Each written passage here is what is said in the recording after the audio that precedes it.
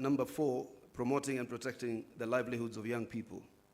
Urgent and massive investment must be made in all high potential sectors of the economy, including mining, blue economy, agriculture, and ICT, to create sufficient employment opportunities that provide ways for young people to earn a decent living. Nationwide economic stimulus programs must therefore be initiated. Young people must also be mainstreamed in all political spaces to bring their voices to the table and their participation to the center of all activities. Number 5, leadership and integrity. Kenyans are concerned by the expression of opulence, accompanied by rude and arrogant conduct of public officers, and the apparent impunity that has followed the same. It must be enforced that the demeanor of public servants needs to reflect the dignity of their offices and the respect owed by them to the citizens of the Republic of Kenya. We must also urgently provide a legal and institutional framework for addressing conflict of interest among public servants. Number 6, the right to peaceful assembly and protest under Article 37 and compensation of all pending claims of abuse and derogation of their rights.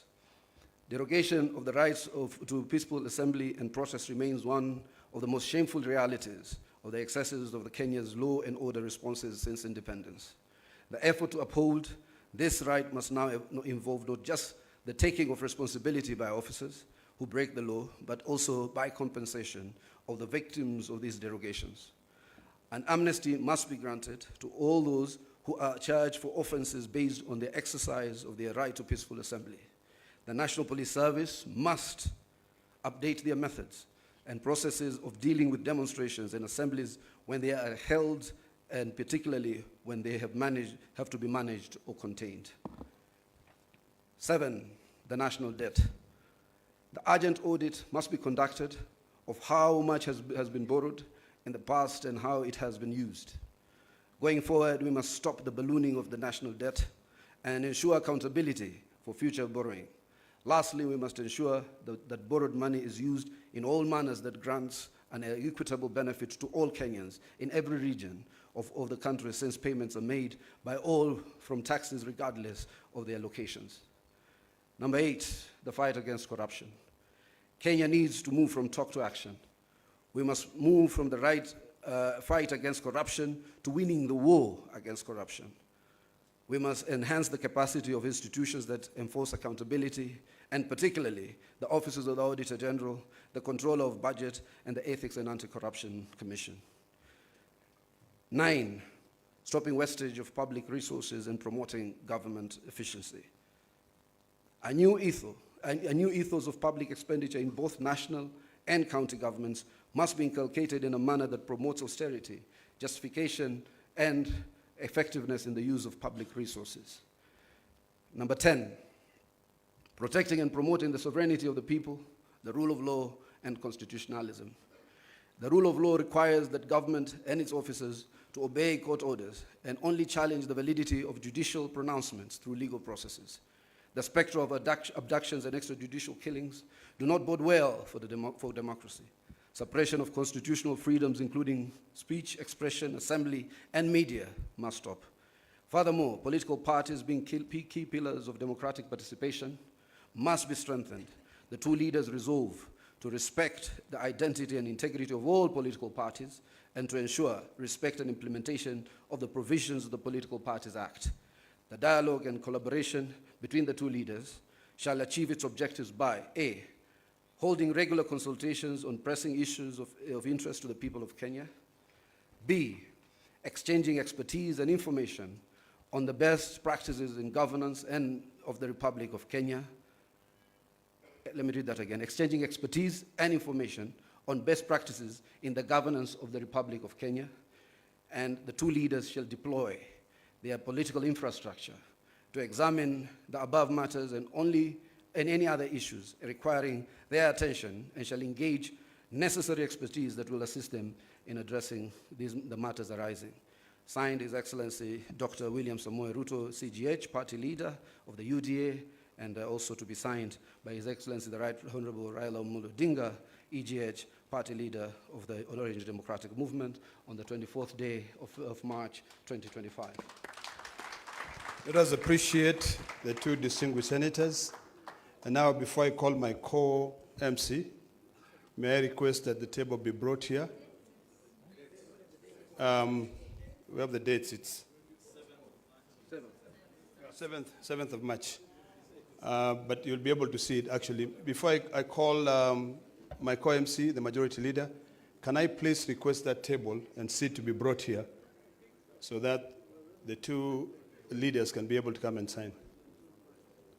And now, allow me to hand over the mic to my co-MC, a man I couldn't see eye to eye, but now I'm seeing eye to eye, Kimani Ichung'wah, to take over from there. Thank you very much. Thank you, my co-MC, Senator Ledama. Your Excellency, as the stage is set, as my co-MC, Senator Ledama, said, we are here to witness as you and His Excellency, Right Honorable Prime Minister Raila Odinga sign this MOU, which forms a framework of how we will work together as the two largest political parties. Your Excellency, as we've been told, you and His Excellency, the Prime Minister, are leaders of the two largest political parties in the country. That means, Your Excellency, that you also bear a greater responsibility than any other political parties or political leaders in the country. And with that responsibility, Your Excellency, you and Prime Minister are expected to bear the responsibility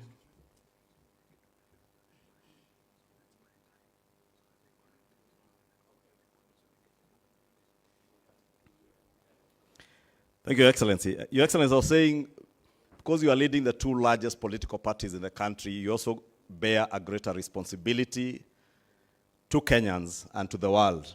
And part of that great responsibility is to ensure the unity of our country and the prosperity of our country. And as we have heard from the two SGs of the political parties, this will form a framework for the cooperation of you two as leaders of those parties and the unity of our country led by the two political parties, the two largest political parties. Your Excellency, I will be inviting those who will be flanking you and the Prime Minister as we sign, as I also try to buy some time for the Secretariat to get organized a bit. And I will be asking that the leaders who will be flanking you as you sign, I will invite them to stage, and thereafter, after the signing ceremony, we will ask all the leaders that I invite up here to retreat back to their seats, and I will then invite just a few people to speak, led by the chairs of the two political parties. And Your Excellencies, you know that these two largest national political parties, ODM and UDA, are also led and have chairs who are ladies. And that has ensured that even as you've heard from the MOU, as we try to mainstream the 2/3 gender rule, these are the only political parties that have begun the mainstreaming of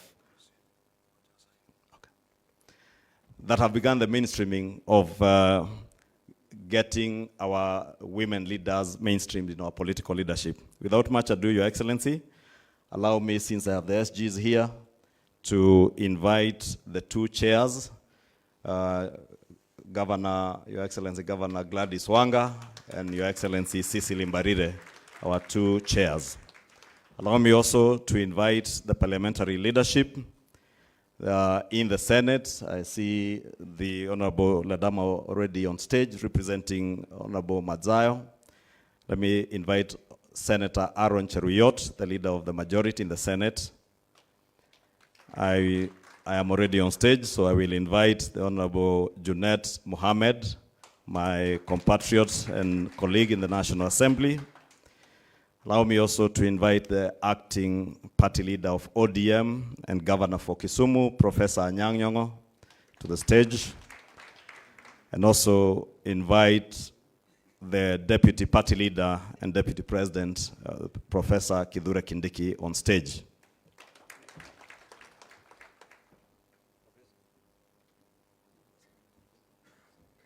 Once you are all settled, Professor, you go to the other side.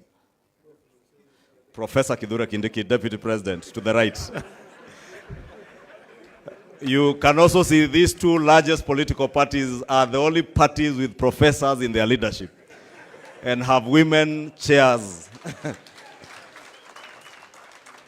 It is now my singular honor to invite the Right Honorable Prime Minister, His Excellency Raila Amolo Odinga, Baba wa kila mtu, to stage.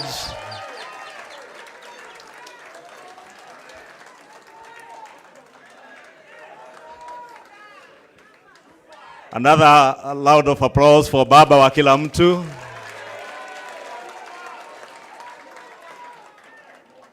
Now finally to invite His Excellency the President of the Republic of Kenya and the party leader of UDA to the stage.